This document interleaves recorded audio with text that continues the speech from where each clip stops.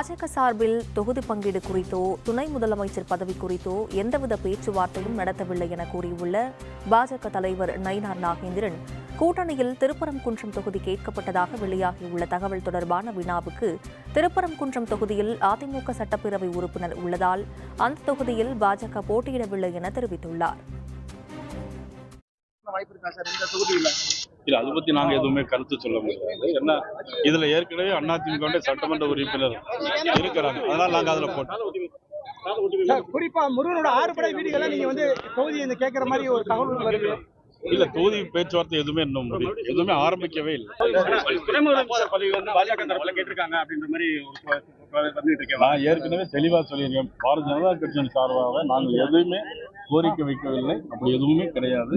எங்களுக்கு இந்த நாட்டில் திராவிட முன்னேற்ற கழகம் ஆட்சி அகற்றப்பட வேண்டும்.